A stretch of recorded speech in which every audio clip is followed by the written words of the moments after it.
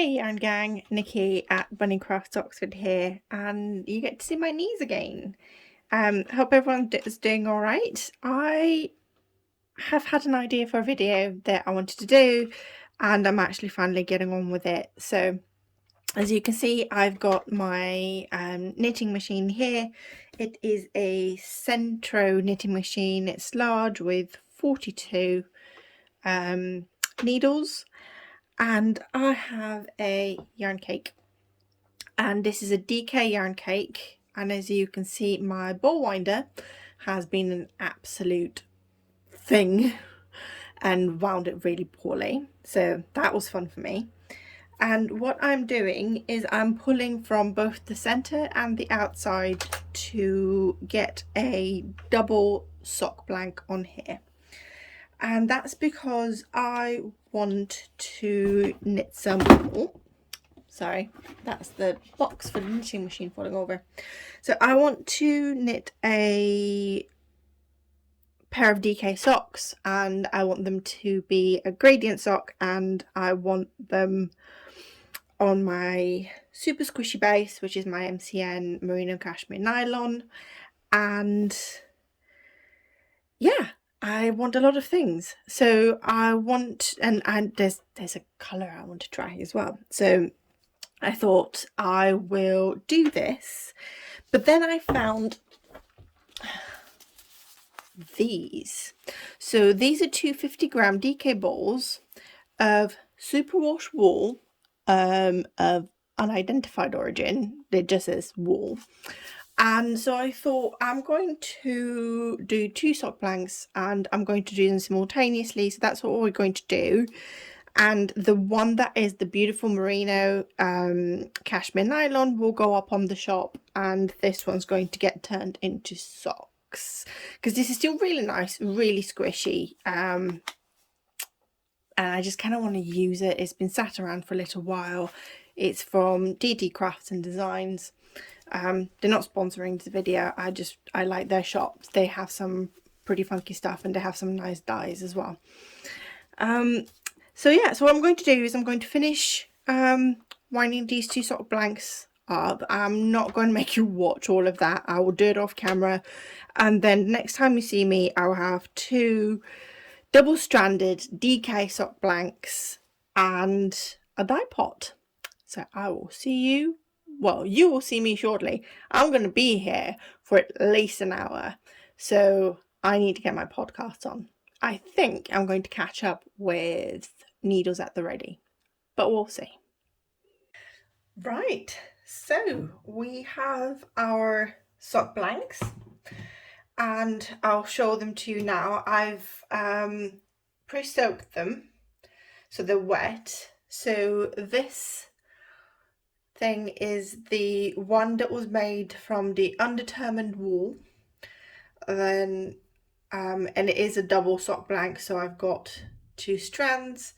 And then this one is the one that we got from my super squishy base, which is the 80-10-10 merino cashmere nylon, and it's slightly longer. So let me just grab both of them together.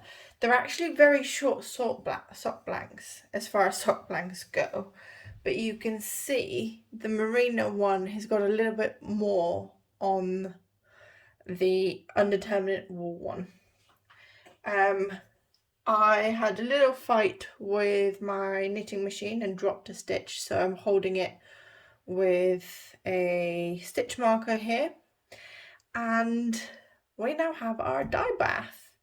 So this is going to probably be a little bit harder than I thought it might, because these are so short. When I do a sock blank like this, I keep dipping the end in the water. When I do a sock blank like this, it's normally 3 times the size of this. They're very, very long. So I thought I had a little bit more sort of length to play with because I want to do some dip dyeing. And this is what I want to do. I want to dip dye these 2 blanks in a mix of color where there's two dyes and one is absorbed faster than the other. So essentially we're going to get some breaking. And the idea as well is, because these are knit and they're double knit as well, there is a lot of resist that we're getting from where the stitches come together. So with the second color, which is absorbed slower, I'm hoping that maybe that will have more time to penetrate somewhere closer to those knit stitches, so that you get some speckles in that color, almost like reverse peckling, where you've got the deeper color. And then, because again this is knit, we're definitely going to get some reverse peckling where the resist is, there's going to be some white left behind. You'll see what I mean in the end. What I will do as well is I will unravel this one, which is the undeterminate wool, because I will be making DK socks with it. You can join me on Instagram to see those knit eventually. Oh, I have something in my eye. Ow. I have an eyelash in my eye. That's pleasant. Right, so sorry. So I will unravel this one, but I will not unravel this one. I will actually list this one in the shop as it's dyed, and this is the squishy base.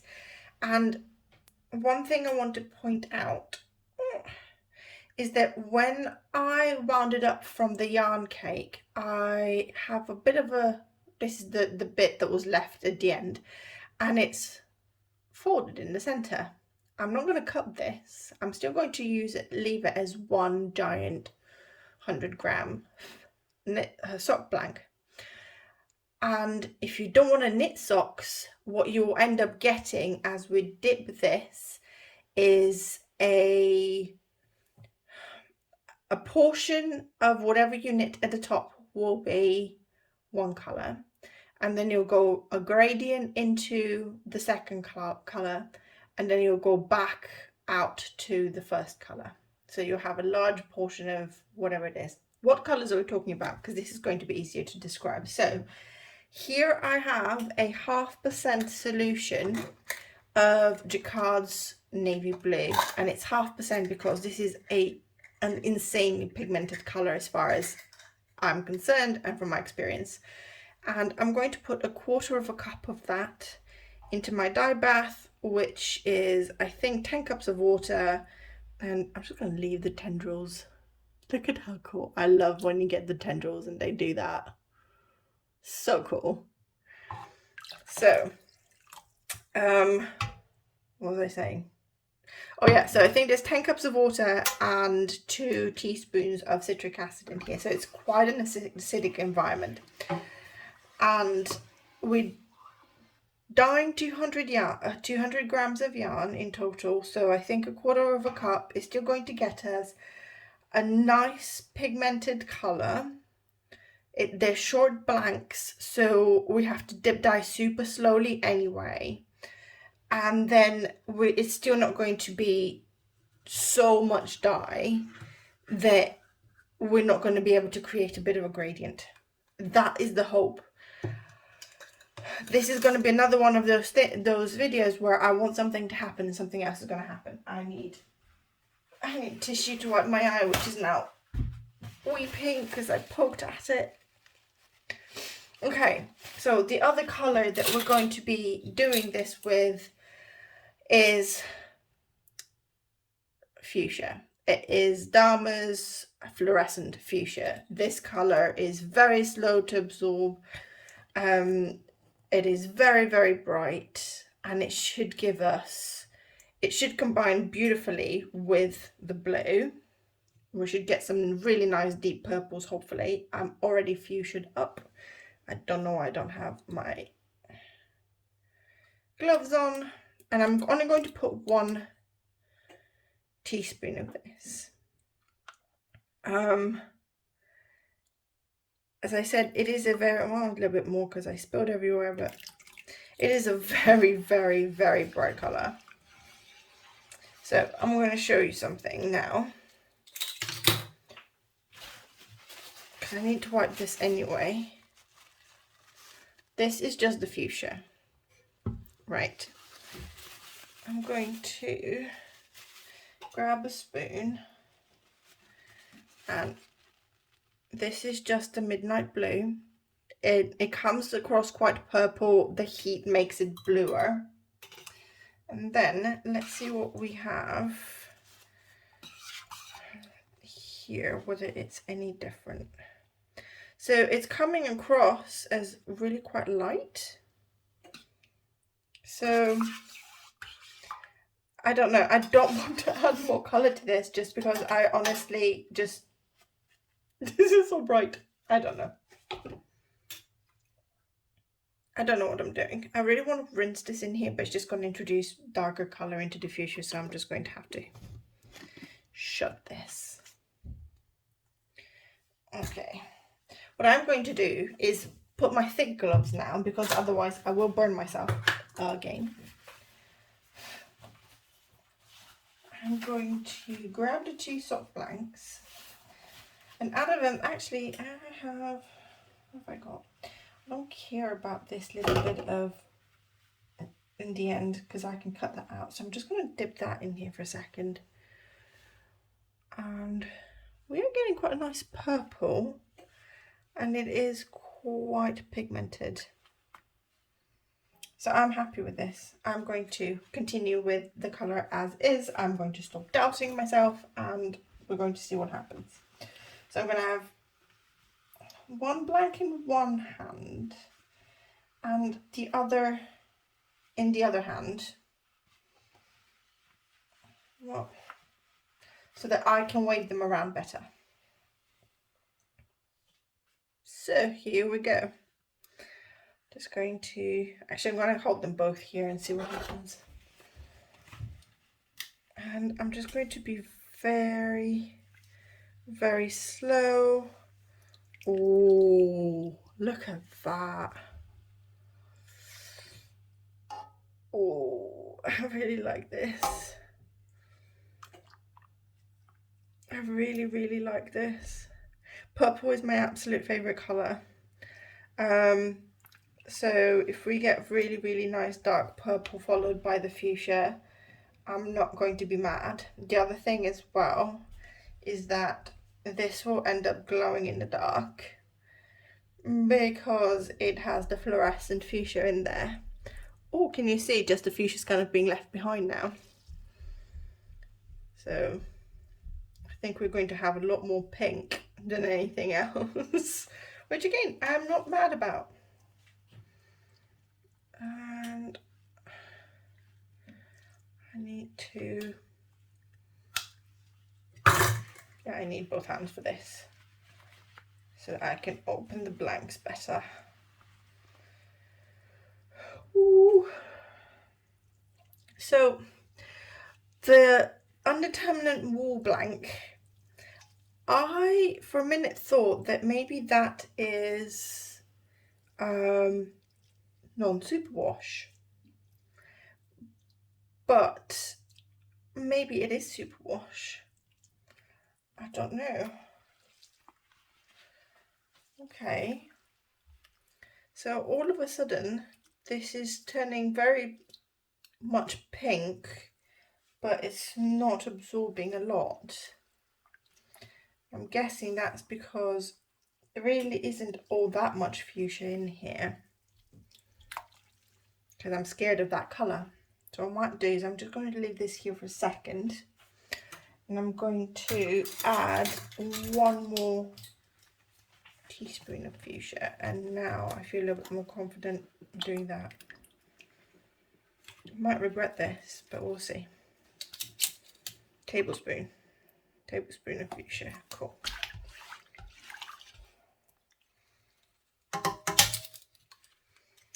Okay.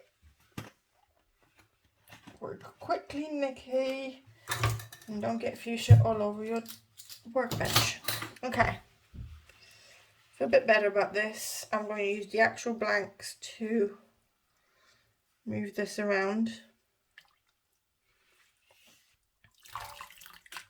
I don't know how much you can see. Let me see if I can use the tongs to lift it, but How ridiculously beautiful is that purple? Just, oh my days. Anyway, let's keep... Oh, nearly spilled fuchsia everywhere. Thank God I've put the cap on properly. Right, let's keep dipping.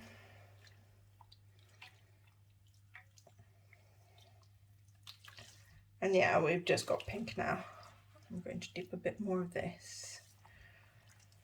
It's a bit, I mean, the different types of yarn, I think doing these blanks actually shows perfectly how different types of DK yarn, because they're both DK yarn, how different types of DK yarn will knit differently and will have different, I'm just going to put both of them in there.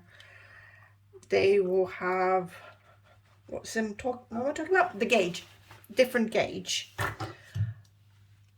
I'm sorry. I'm just, oh dear God, this is so pretty. Look at this. Oh, I'm just madly in love because I'm getting that really, really, really subtle, beautiful pink at the end, which is what I really, really want. This is just ridiculous and beautiful, and I'm so pleased, and I think this is exactly what I wanted to show you as well. What I think is really funny as well is because of how long this is, this got dipped, so this is the end, so this is going to be the center of the blank, so there's going to be this one little bleep of purple in the center of the blank, which is a little bit annoying, but it is what it is. I can't be perfect. I kind of like that though. Oh well. So I'm going to leave this, and I'm here, and I'm going to leave it for 45 minutes to just gently simmer away. And then I'm going to turn the, I'm just going to flip them around this way as well. And then I'm going to leave them to cool completely in the pan, because fluorescent fuchsia is one of those colors where it absorbs as it cools. So the water will remain this level of pink up until it's completely cool, and then it may turn clear. It doesn't always turn clear. I think this will turn clear because there's not a lot of fluorescent fuchsia in here. So we should be fine. One thing I want to have a look at is if I was to pull this apart, whether we're going to get some just pink. I can't see right now, but maybe we will. We'll have to wait and see. But I couldn't be more pleased with the gradient that we got, and the color that we got, and the brightness. I love the pastel pink at the end. I love how different the two yarns actually look, because the color of the bases was slightly different. I don't know if you noticed. The Undeterminate Sock Blank was a lot brighter and a lot whiter than this. This has a bit more of a cream to it, and is beautiful. And yeah, we're going to get a lot of sort of creamy white at the end. So I'm in love with this. I think what I'm going to do as well is I will probably end up doing a single knitted sock blank and doing a, just dip the whole thing to get a proper gradient for it as well. Maybe have that in the shop. I'm not sure. I'll see how much time I have, because time right now is a premium. So I'm going to leave these to cool, and I will see you when these are dry. I'm going to show them to you both dry as they're knit, and then I'm going to unwind this one.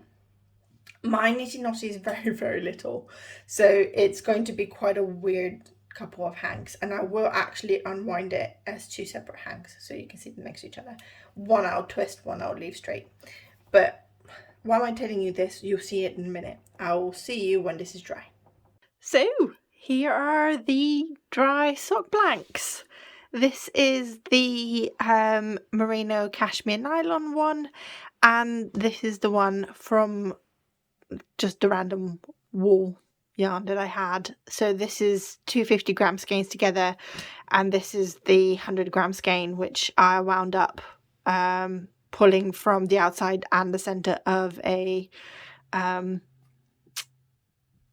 cake. And yeah, with this one, when I dip dyed it, this is the bit of yarn at the top. So this is the center of the yarn cake, and when I was dip dyeing it, this dyed in a little bit. So we got this. But if you are knitting socks with it, it's really easy to just snap this bit. And if you're knitting a bigger project with it, then again you can cut this bit and just reconnect the yarn using a magic knot, or just the Weave and Stephen method for anyone that's a Stephen West fan like myself. So I wanted to show you these really, really quickly for a couple of reasons, and then I'm going to go and unravel this one and show it to you unraveled. But the first thing I wanted to show you is when we get to the stitches, which is what I really wanted to happen. Can you see all of this pink that is popping through where the resist is? So we are going to, I'm just going to move this a little bit. You see that? Peekaboo pink. So and just as I pull it, you can really, you can see it everywhere. So we've got this almost like a glaze of the blue at the top that's making it actually purple. So the white balance on my camera, I tried to fix it beforehand and it just made it hideous. This is deep violet. It is not blue. It is very deep violet. I'm hoping that maybe I can take some pictures of these and fix the photos, and editor Nikki will attach the photo onto this. But as it stands, this is not blue. This is violet. Like, very violet. So, okay. And we have the same peekaboo pink on here as well. In fact, I have a feeling on this one it's even better. So I'm going to go unravel this and I will be back shortly. Okay, so we're back, and it's actually the next day, because when I was unraveling the other blank, I got a big knot. Anyone that may have watched some of my earlier episodes of Dyer with Me will know that I have a ball winder and a like those big umbrella-like skein holder things. I forget what it's called right now. And they're both evil. They're horrible. And I need to buy new ones, but the ones that I want to buy are a little bit more expensive, so I'm still saving for them. Anyway, trying to wind the two separate strands, one on the big umbrella thing and one on the knitting knotty, there was mess. So it took me a little while. And then other things happened, and I'll show you why and what happened. So here is one strand. It's still on the knitting knotty. I'll take it off in a second, but the first thing I wanted to show you was the reverse speckling that we were aiming to get. So look at all of this. Focus, please. Look at all of this beautiful, beautiful pink that has seeped through. And on just the pink, you can't see it very well because it's very, very subtle, but I don't know if you see, there are white specks as well where there was resist. So I will take this off here now, and it's going to, because it came from a knit blank, it's going to spring up and be one very, very curly, messy. Let me just take it off camera so I don't knock the camera completely off. Yep.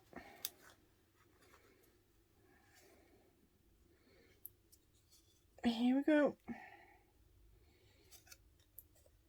Oh dear Lord. I got this. Ta-da! So this is making noise.